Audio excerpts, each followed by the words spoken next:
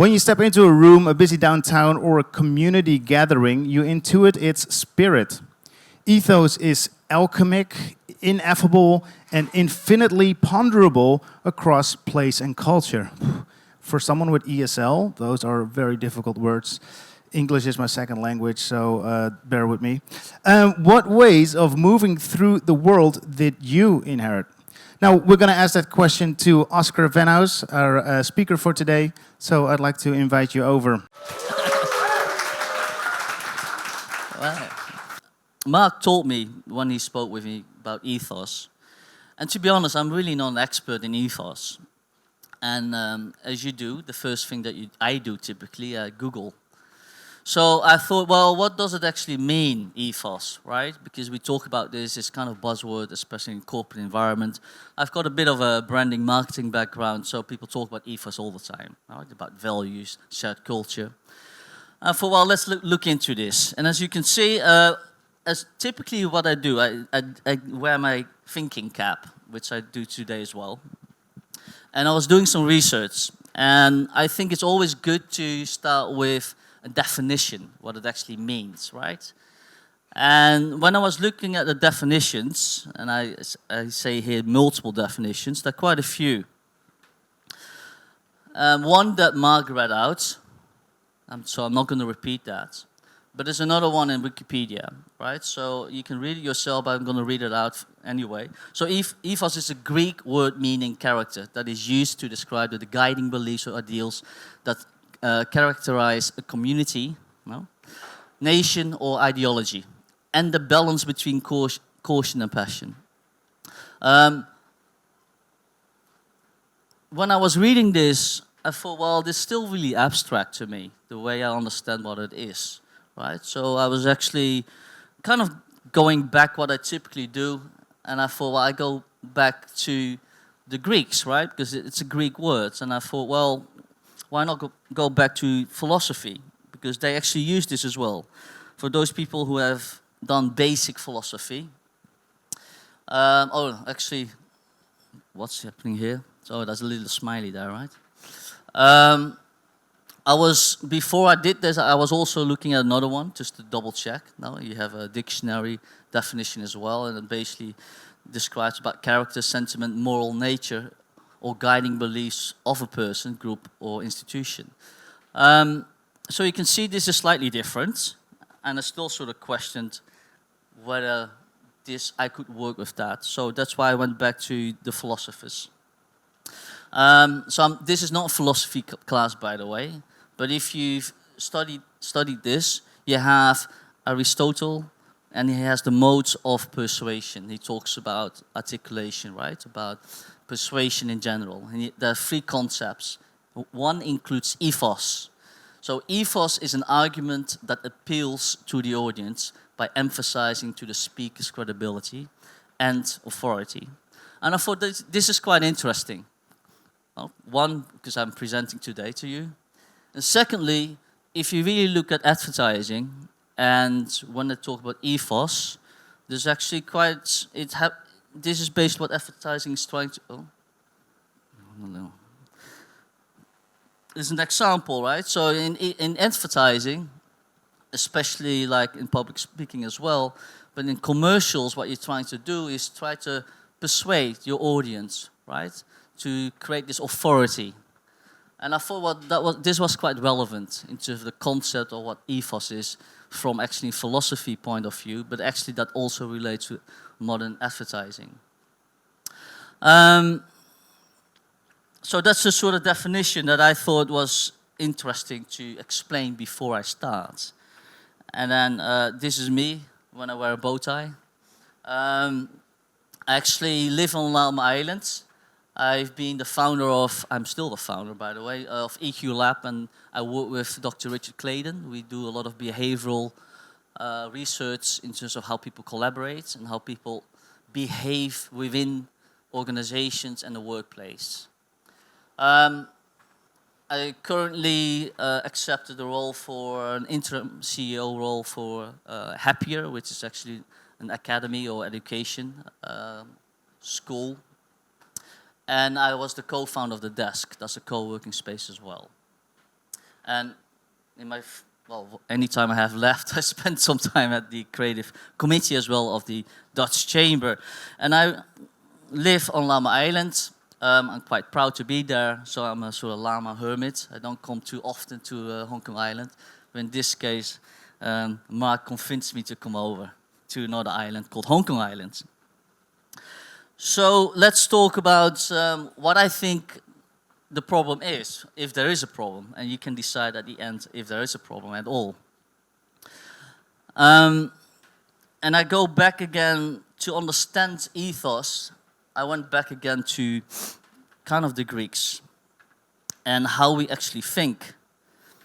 And if you look at philosophy and the art of a dialogue, it really is about persuading someone else through reason and logic, whether he is right or wrong, right? And this sort of concept of something that is true or not true, in this case false, is a kind of really linear process that how we actually look at this.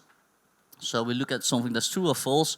We see that in science as well, whether it's 0 or 1, it's basically a binary process. And we've done that for, well, since the Greeks and probably maybe even before that, but especially with philosophy and contemporary science, we still look at this particular model of true and false, right and wrong, 0 and 1. And I'm going to make a bit of a jump, because when we talk about sort of the right and wrong and linear thinking, I also want to give you some context, right? So I'm going to throw a whole bunch of new terms in this presentation today. So if you stick up your hand if I throw in a term that you don't understand. That's the reason I present as well. But if you go back 101 years ago, Max Weber, a German sociologist, published a white paper called Bureaucracy. So that's exactly 101 years ago. I don't think anyone celebrated that, because I don't think anyone is very happy that we have this bureaucracy model. But he was actually, his intent was not to create this model that we have today. He published that book because he wanted to create, was actually not a book, just a paper. He wanted to create a society that was fair. So his logic was that if everyone has a place in society and a task, then no, there's no fighting. Everyone understands what he or she needs to do. And basically that was a concept in terms of his white paper, Bureaucracy. And if you translate that, it actually means the rule of the desk. That's basically what bureaucracy actually stands for.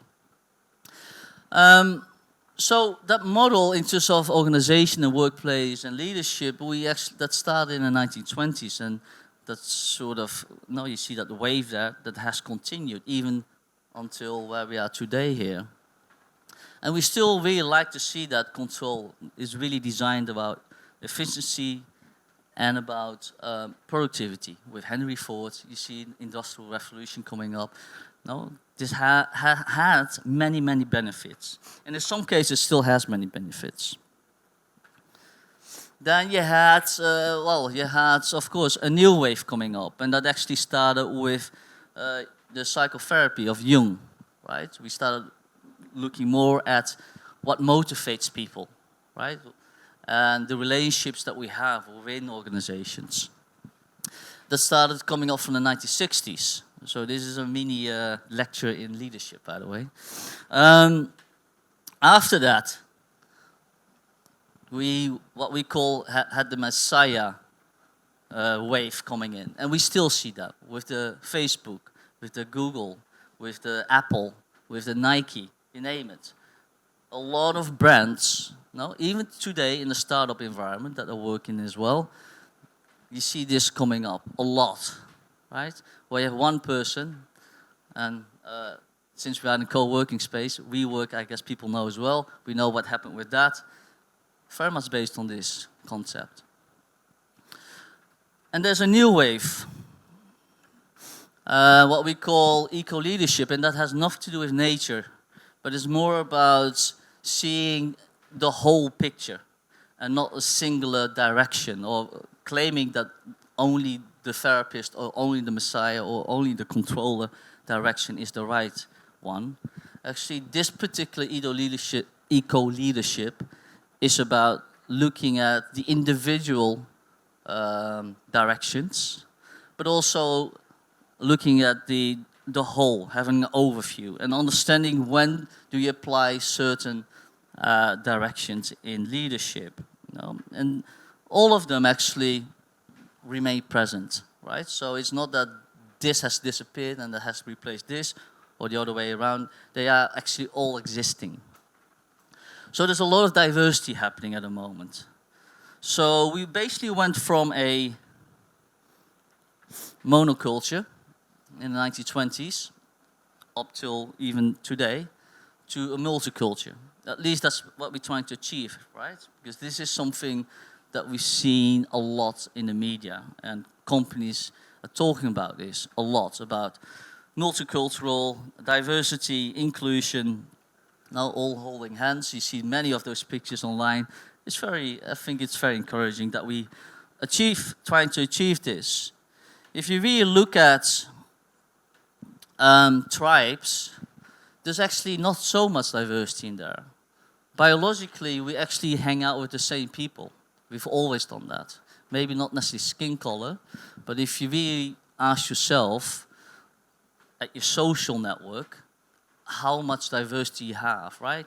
From young, old, different cultures, whether someone is red or blue into a political direction, we tend to have a preference. And whether it's religion, and biologically this has a reason, because if you really look at nature, how that has evolved, if you were to be wounded or be different, you would be an outcast. You would not survive, right? Because you would be alone by yourself. And it was very, very unlikely you would actually make it. So biologically, we would be attracted to belong to a group or clan or tribe, whatever you call that. And but interesting enough, we almost as a human race, we kind of trying to overcome this, right? Because on the one hand, we want to belong to something, a group, a tribe, like CreativeMornings is a community. And at the same time, if I would say this Creative Morning, and this I know is recorded, so don't take it too personal, I would say this completely sucks, you would probably not like it, right? I will be the outcast, the contrarian. So this is, of course, a really interesting phenomenon. So as much as we kind of promote the diversity, and I go back to what's happening from our own experience looking at businesses, especially in the startup community, we still see this, I would say, direction a lot. Even more so in Asia as well, where you have one person that knows everything, the one person that will lead the rest of the company to Valhalla, whatever that is. There's typically one individual, and we haven't been able to move away from that. In some cases, it can be good. We look for this person that can lead us, that knows more than us, and basically can tell us as well what we need to do, especially in uncertainty. No? When we look at COVID, when we look at what's happening over the last decade, especially in Asia, in Europe, and US, just look at the politics, right? We see that we, by default, fall back to someone that can tell us what to do, right? We look at people that can make decisions, whether it's right or wrong, but at least they appear to make the right decisions or claim to make the right decisions. So we look at individuals, typically not at groups. So I'm not saying that is wrong, but I'm just saying this is what's happening at the moment. So you see that Messiah culture, even in a few years ago, right? when LinkedIn was really, really popular, we saw that people have those beautiful titles. I don't know if you read it, from evangelist something this, or guru this. Everyone was a evangelist for something. It really ties into this particular direction that we have still. So, okay, well, all present there. Let's see, here's some brands, right, that follow that kind of vision and culture. I've worked for a few brands, I'm not going to say who, but there's another thing that you may actually see here. There's a particular trend happening in this, the logos that I have on there. Where are they all from? Anyone? Yeah. So I'm not saying this only happens in the US, but there is a very strong notion of culture and vision, right? A singular consensus around the direction of the business and how people should behave or not behave and the particular habits. So I've worked to give some background about myself, I was born in Korea, raised in Holland. I've worked for European companies, US companies, and Asian companies. So I've worked across different cultures. One thing that always stood out for me, especially working with American companies, and I generalize here, right? So I'm not saying that every business is like this, is that I was working for one company where I would only be able to wear one thing, right? I was excluded to wear anything else. It was a very strong culture in terms of an ethos of how one had to think and how one had to work, what we had to wear. And this wasn't uncommon. It maybe happens less so today, but in the early 80s and 90s, it was definitely so.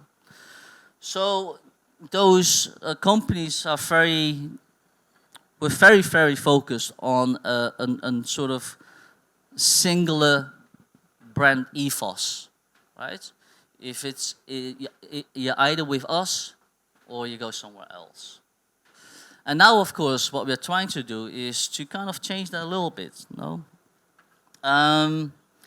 But we focus so much on this particular vision and culture that if this is so relevant and important, why are people leaving, right? So if I join a company because if one claims this is what people are looking for, what is it?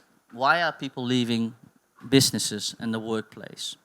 So we actually did a research early this year in 2022, of course, I think it's 2022, in January in the UK. And we asked about 2,000 people. It was a survey. This was a survey around working from home. And we really wanted to find out, and of course this was at the height or just at the tail end of COVID. So things had changed quite dramatically in the last few years. But actually we were asking more about working from home. Actually, that's the next slide. Let's see. So the research, I show you that after this, but before that, I also want to show you, okay, why do people leave? And this was a research done by Indeed, I think last year. And I want you to guess the number one reason why people leave their job. Okay. Well, I start with the bottom here, right? And there's probably things that you probably recognize here. Okay, we're getting close to number one here. Wanted to feel values. I think that's a pretty strong one there as well. Feeling uninspired probably resonates with a lot of people here. Looking for higher salary, especially during COVID. And then needing more of a challenge. So, and the reason why I showed this slide, that ethos is not coming in here, or brand values, or culture. We also looked at the research that we did in terms of COVID, doing the working from home. So there were two numbers here that I want to show to you. is that among the people that we asked, 40% preferred working from home, not a complete surprise. And actually almost 70% wanted to continue working from home, also not a really surprise. And what that basically shows us, now looking at those numbers, is that, well, one, that people are actually quite confident in terms of working from home. We saw a lot of articles where they kind of were trying to dispel that myth, but actually people were quite confident working from home. This is in the UK, by the way, not necessarily Hong Kong. It also shows that leadership was actually adapting to working from home. The things that people were missing, was social interaction. Not a surprise there, of course. If you work from home all the time, speed of information flow was, people had to adjust to that as well. And then things that people weren't missing was community and culture. And the reason why I showed this and highlighted this, because we spent so much time in terms of values and building this culture, that how the hell is that possible? That people don't miss culture, and we focus so much on this. If we spend so much time on ethos, right? How is this possible? So the other interesting thing was that actually the two numbers here I'll show together. In terms of generational divide, right? So again, this is in UK. So under the millennials and Gen Z, basically under 35, 50% preferred working from home. Again, that's not completely surprising. Over 55 years old was 20%, was lower. But what you need to, to put this in context, the decision makers is this group here, which is the minority. And you've seen that in the news where CEOs say, hey, we need to go back to the office because that's what they are used to, right? It's not because they're right or wrong, but this is their preferred environment, whereas actually the majority of the workforce under 35 actually prefer to work from home. So you see diversity in here, right? You see that people have very different viewpoints. Good, I'm going to fast forward, but otherwise I'm going to run out of time. So the way we like to think about ideal organization, I'm sure you've been bombarded with this in PowerPoint presentations, beautiful hierarchies and an organizational chart, especially when you do the onboarding. It's very organized, linear. Reality is a little bit different. Everyone knows that. That's not really, there's very complex relationships happening in organizations. So in the term of sort of organizational leadership, science is what we call a complex adaptive system, right? It's not so linear as we think. And I wrote down here what it actually is, no? And CAS or CAS is a complex adaptive system. There's a lot of YouTube clips out there that explains what it is. So related to that is we live in a world, right, that's complex, that's very ambiguous, and it's very volatile. And that's a term that we use as well. No? The world is VUCA. Basically, I wrote it down there. The world is basically volatile, uncertain, complex, and ambiguous. Not ambitious, ambiguous. And this term comes from actually the army, where they were trying to adapt to a new world, right, that changes faster. And this is what we also apply to modern organizations, at least some of us. So what happens if we oversimplify something that's very, very complex, right? And we do that quite often because that's how our brain works, right? Our brain struggles with complexity. So we try to simplify it, and that's why we have those heuristics. And there's what we call perverse incentive. So when you have a problem, and you think you have the solution by just doing something really simple. There's many examples, but I'm just going to tell you one. This was in the 1860s in the US. In the Midwest, the government decided to lay down a rail track. And the government thought, this is going too slow. We need to speed this up, right? So they thought, well, we have this amazing plan. We pay you per mile of train track that you lay down, right? So that was the logic. Okay, this is going to speed up the process. Of course, what happens, the workers clever enough, they say, oh, well, if you get paid per mile, we're just going to zigzag a little bit more. Why would we build a straight line? Because we get paid less. And that's basically what they did. So that if you look at it, it went actually it sort of zigzagged through the US. That's a perverse incentive, right? So you actually have a complex problem and you oversimplify it. So going back to the ethos and what we are talking about here is this diversity, equity, inclusion. You see this a lot, and I don't think there's anything wrong with this. I think the intent is very, very good. But there is almost a dichotomy in this, in that on the one hand, we had this shared vision, a shared brand value that we need to abide to, while we also want to be a diverse environment, right? So this appears to be a very, it appears to be a dichotomy. So the other thing, and the reason why I think it's so sometimes hard to understand why we have different perspectives while we're actually living in the same environment, is I show you those three shapes here, right? And actually it's the same shape. So you think that I'm a bit crazy now, right? Because you see three different shapes here, but I claim that they are the same. So I show you this thing here, which is 3D, right? So if I would stand in the middle, you probably see different angles. Those people on the side, they will see this, and some people under me will see this. And it's the same shape.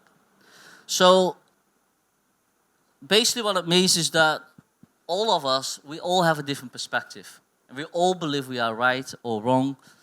And this is actually another lecture I will give later today about reality. But we actually look at different realities, although we actually don't realize it. And that's why I show you this shape here, that we actually all have a different perspective. So I'll wrap it up now in 2 minutes. The way I want to close this is that I think it's really important to kind of understand that we, of course, live in a world that's very rich in terms of perspectives. And there's this beautiful book written by Adam Kahani, American professor, and he writes about conflict situations. And I believe this book is really relevant because especially now, we have a lot of conflicts and disagreements. And he makes the argument of the difference between agreement and acceptance. And he said, if you're in a conflict situation, there is no point trying to come to an agreement, right? Because you're trying to force consensus when everyone has a different opinion. What you actually should do is that the first step is to create acceptance. So acceptance in terms of that basic rules. So the easiest way to explain this is that you have a board game. You have certain rules. If you cannot accept those rules, it's really hard to play that game, right? Because I don't like that rule. Well, you need to accept there are certain rules and laws. So if you don't abide by those laws and rules, there is a consequence to that. And that's also basically the concept of co-creation, actually consensus building here, right? So I still see in businesses that people are forced to agree, which can be, of course, tricky, right? Because everyone has a different viewpoint, as I've shown you today.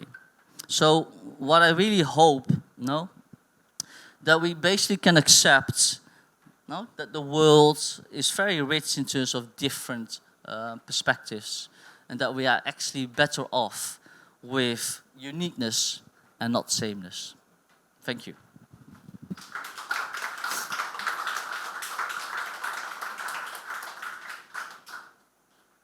Was that 20 minutes? I think you did a great job. Thank you very much. I hosted a lot of events, a lot of conferences, and it's always a really good sign when you see a lot of phones up in the air. I think you hit some spots, so maybe there are some questions in the audience. Gordon. Gordon. I've always got a question or a comment. I really liked that you had a slide up there about a different perspective, because there is a book called ADHD, A Different Perspective, something like that. And one of the posits that it was proposing was that as society developed and people left other places because that they were unhappy or feeling more independent, the Americans left England, and then they ended up on the East Coast. Then those people that were even more adventurous migrated across the U.S. and ended up in California. So is there a possibility that this Messiah and vision, which seems to follow the trend of moving away and people with similar thought processes ending up in concentrations, could this be in our DNA? That's why it's in the West, because the people that had the independent thought moved to America. The reason that a lot of those companies are founded on the West Coast versus the East Coast is that was even more self-selection, so that that is part of the DNA of the people. They're more ADHD. They're more, I will do things because I'm more independent. Yeah, that's a complex question. I'm not really sure if it's in our DNA, but the literature, I think one thing that's happening is that most literature and research is done in the US in terms of leadership. So what we read, especially here in Asia, of course, most of the people that study overseas, but also even the local theories are very much based on Western research. I'm not saying that's a bad thing, but of course that shows one perspective of what leadership is. If you look at Asia, it's coming up into doing their own research, but it's still really behind. So I would say there's an imbalance in terms of the different models and approaches to leadership. In Asia, you do have the different theories that actually the West is catching up with, especially with quantum entanglement. We just call that the yin and yang here, right?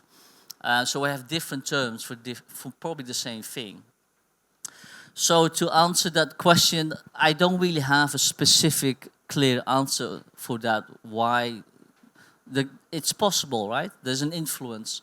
We migrate over the world, and people from the East take things to the West, and vice versa. The example I gave today does not mean that it's a bad thing. Now, to follow vision is really not bad. My point is presenting this is that I think what people need to realize that ultimately we have very different viewpoints, and instead of trying to come to consensus where we need to believe in one thing, is there a possibility where we actually can truly embrace it and have different visions or different beliefs and different opinions in one organization? Is that really possible? Because at the moment I don't see it happening yet.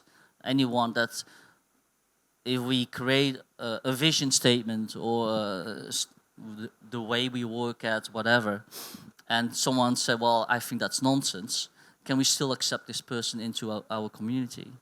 And I think this is what we're trying to work towards right? Because that's real inclusion. Instead of saying, okay, well, we have all those beautiful rules to include everyone except you. That doesn't make a lot of sense. Cool. Time for one or two more questions. I see a hand here. Hi, good morning. Thank you so much. Quick question on the acceptance versus the more typical kind of approach on the agreement. What's the least common denominator that you would call, or an acceptance, let's say, rule or principle or guideline? For example, if in this whole group, one person says, this is really bad, right?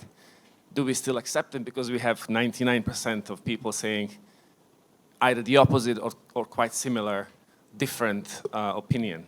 So how do you differentiate acceptance from, oh no, you're really wrong? How do you accept the non-acceptance? Yes, thank you. Good question. So there's always something in between, right? There's nuance between what I started my presentation with was the binary thinking: yes, no, true or not true, and there's a lot in between. So I didn't really address this, but in sort of what we call in quantum entanglement is that you can have two beliefs opposing at the same time. So you can have ambiguous ideas. So people, the interviews I had, for example, with Eurasians, when you have a dad from China and a mom from Germany, they have very different backgrounds and maybe opposing beliefs. But at the same time, for them, it's very normal to toggle between those two beliefs. They're completely contrarian. So it's not necessarily about picking a side or deciding right and wrong. The only thing in terms of the last slide that I showed to you in terms of acceptance and agreement is that when people talk about, for example, a business as a family, right, which is in Asia quite often talked about, what that really means, right? Because a family means basically you can't leave a family, right? Because you're blood related, which I find always a bit scary when people start talking about business as a family. But the general trend still is that in meetings, in things that we do, we have to come to consensus. We need to agree before we can move on. And I'm not sure if that's always the right approach. There are certain things that we need to agree on, right? In terms of safety rules, there needs to be rules in place in any organization and environment, even within families. But you can still move forward, I believe, without agreement. We just need to accept that you think different than me.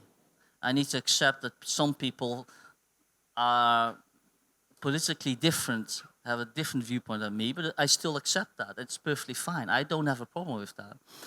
And I think that's why that distinction between accepting that we are all different and that we actually should really, really embrace that and not hold someone hostage because they disagree with us, right? Because that's the opposite of what we're trying to achieve. I don't know if that answers your question, but yeah. Cool. We have time for one more. May, yeah? I love that you tied in quantum physics to the paradox of believing that which is not true. I think that's the best excuse. But I wanted to actually go back to what you were saying about the not believing in leaving a company because of the culture or the community, which we spend so much time developing. Do you think that ties back to then, like somebody feeling like they're part of one tribe, i.e. rather work from home, but actually, in essence, do believe in that community, wanting that community? Because I find that that's an interesting paradox. Yeah, there are many paradoxes, right? So I'm not saying we should not spend time thinking about how people work in a business and certain attitudes and work ethics. The only thing that I'm saying is that we should really be very careful of trying to enforce this, right? The fact that I write down those 2 rules or 10 rules, whatever those rules are, and someone disagrees with it is counterintuitive, right? Because that's ultimately what DEI is. And I think people are struggling with that concept that you can both have an ethos, but at the same time someone can disagree with that, and you still need to include them. My question is that really happening? Right? We are talking about this so often, about we need to include this person, that person, about queer people, not queer people, or blue, red, whatever, now small talk. But are we actually really doing this? Because biologically it's very hard. Even for me, a few years ago I did a podcast, and one friend said, well, all those people that have interviewed so far are white guys. So, I wasn't aware of that. So I was raised in Holland. So all my friends, I'm very comfortable with people from Europe. Subconsciously, I just attract those people. So there's a lot of unconscious bias that I have that I really need to work very hard to embrace other cultures, other language. I still feel I've been here in Hong Kong for 10 years and I still don't speak Cantonese, which is terrible, right? But it really requires a lot of energy for me to adapt to different environments. So I'm not saying I do this perfectly well, but I'm trying to build this awareness that it requires energy, right? It requires a lot of energy to accept opposing viewpoints. And I think if we continue to believe that we can solve the world problems in 3 steps, according to YouTube, then we're not making progress, right? Because change requires a lot of mental exercise. So that's why I think this is a great example of starting a dialogue and actually continue to talk about this, and also questioning what we do, including the efforts in organizations about ethos, about inclusion and diversity. Does it really make sense? And are we actually living up to that standard that we are preaching? Thank you, Oscar, and thank you all. We're going to wrap it up now. Big round of applause for Oscar.